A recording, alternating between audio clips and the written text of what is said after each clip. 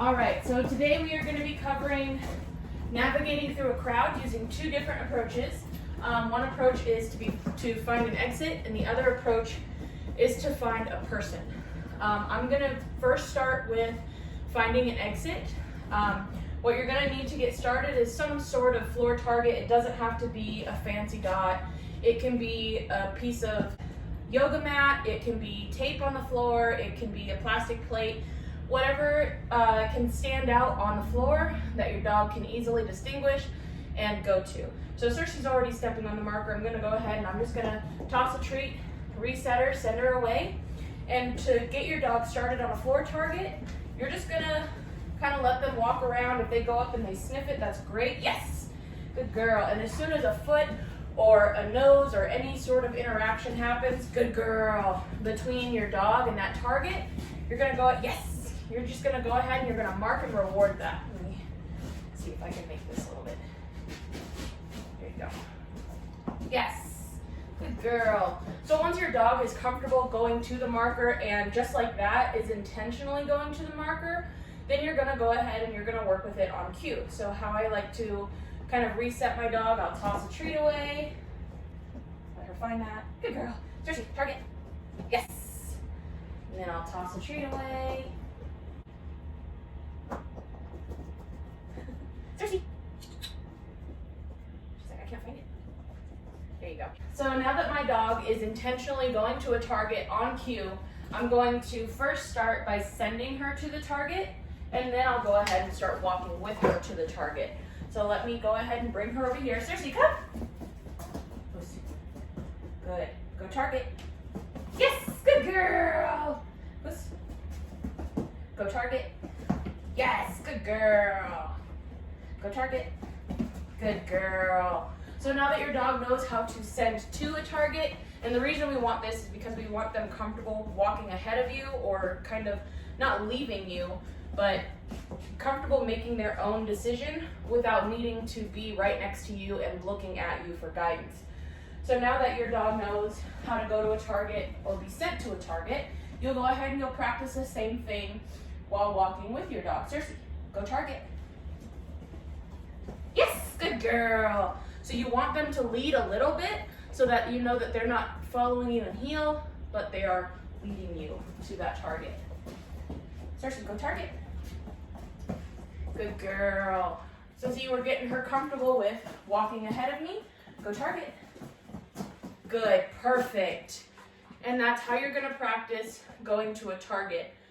Once your dog is comfortable with all of these items together, your dog can lead you to that target. You're gonna go ahead and you're gonna move that target to a door.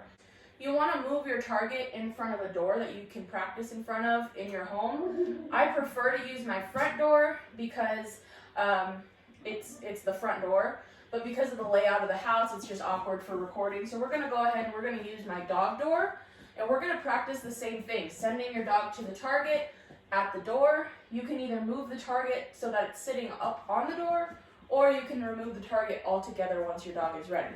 So we're gonna go ahead and we're gonna practice that a few times. Go target. Yes, good girl. Go target. Yes, good job. Go target. Good girl. All right, and then after a while, maybe I'll set the target up on the door so that my dog goes to the door and the target. Go target. Yes, good girl. Go target. Yes, good job. Go target. Yes, good girl.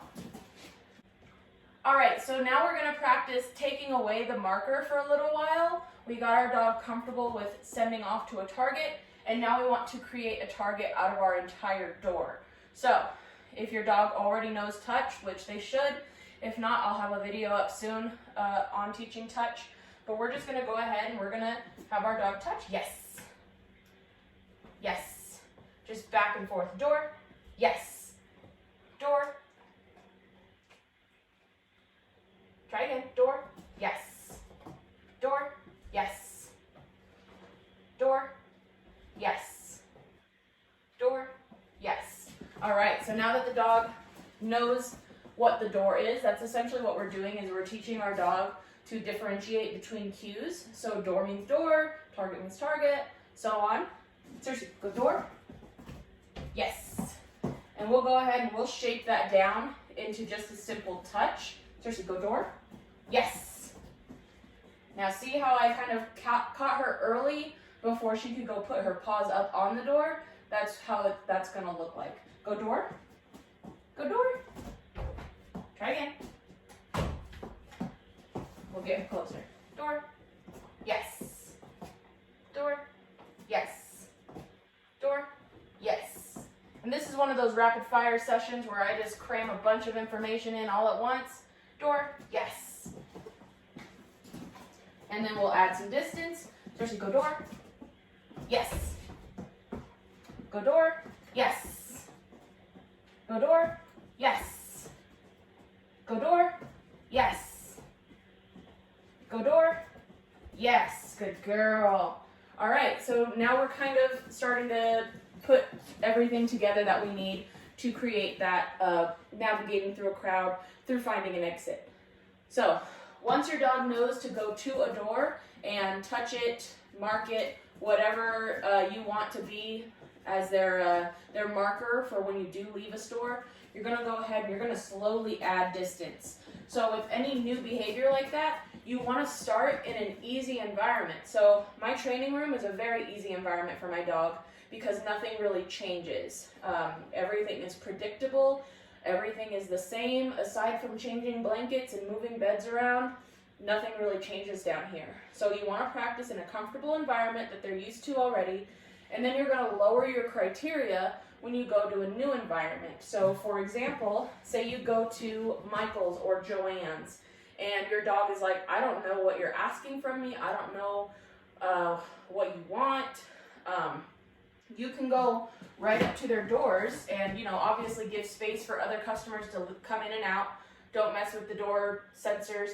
Just right in front of that door, yes, good door. And then slowly add distance, just like you're doing with go door, just like you're doing with practicing at home. So say over here, I can send my dog from my back door to this door.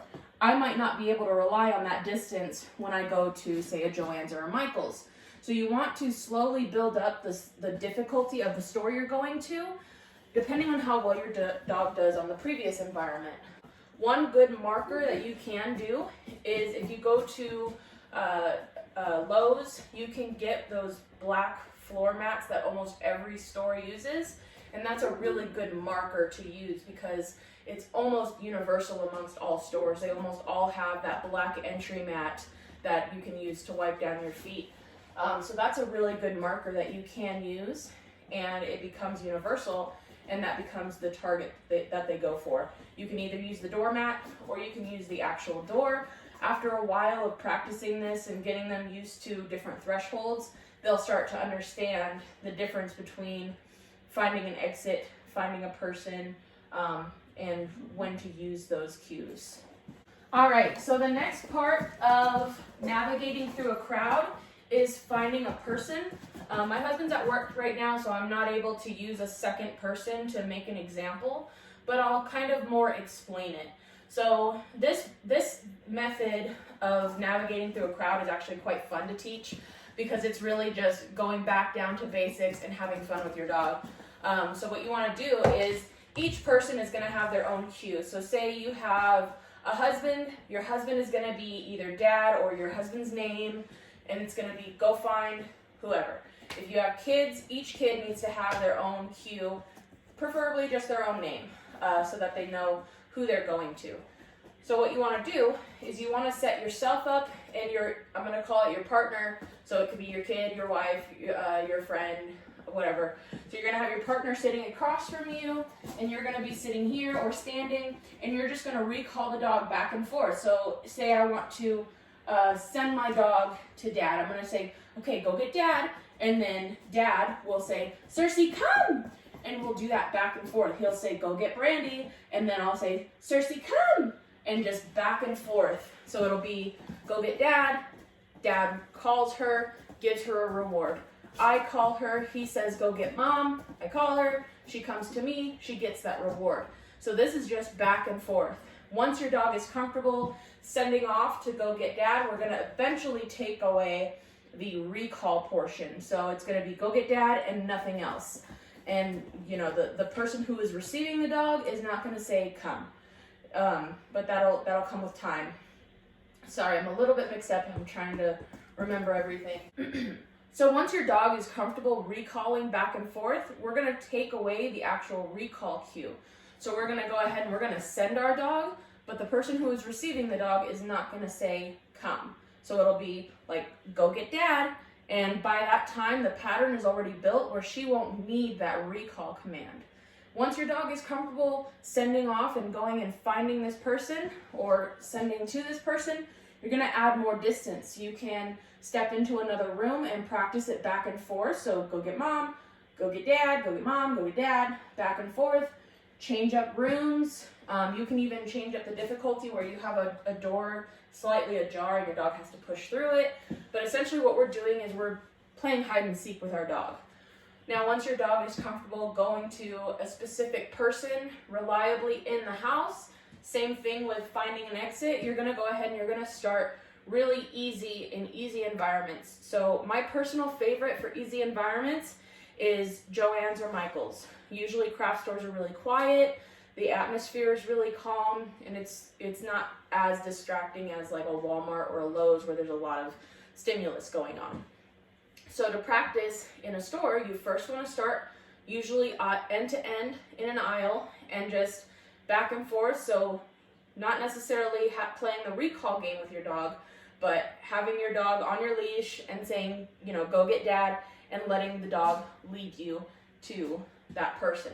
After a while, you're going to go ahead and you're going to kind of separate more and more, create more distance and more visual distance. So maybe the dog won't see where dad went, or, you know, going around one aisle so the dog gets used to a very simple search for the human before creating more space. So once your dog is comfortable maybe navigating one or two aisles looking for their human or the second human, then we'll go ahead and we'll add more. So you, just like any other behavior, you want to start really easy and you want to slowly build up. If you notice, say you go to a Walmart and you try practicing it and your dog just isn't really listening or just isn't catching on, somewhere you need to lower your criteria. So you can either lower the distance or you can lower the atmosphere or the environment to a more easy environment.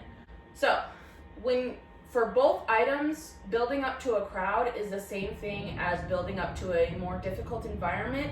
You don't want to start super crowded at first because your dog is going to be seeing all of this new stimulus. So what you want to do is you want to practice, like I said, in an easy store where there's not much crowding, and then you want to go up to harder stores. Once your dog is comfortable working in a harder store, then you can start considering the amount of people that are around. So maybe if you go to church, you can practice at church if they allow your dog there. If you're going to like an expo, you can practice there. But don't expect perfection right away when it comes to navigating through a crowd, because there are a lot of things or a lot of factors to consider, like how distracting people are, if somebody else has a dog, if somebody else has food. So you really want to start with a very low expectation on your dog and slowly build up that criteria. So that is my way of teaching navigating through a crowd using either find an exit or find a human. There are other ways to teach this. This is just the way I teach my dogs. No one way is the right way. So if this method doesn't work, I know there are other videos on YouTube that cover finding an exit, finding a human, and navigating through a crowd. If this method doesn't work for you, that's totally fine. Just let me know and I'll see if I can make any adjustments, or even if you have suggestions for adjustments that I can make to the training process, I'm all ears. I'm a pretty open trainer, so learning new things is definitely a strong point.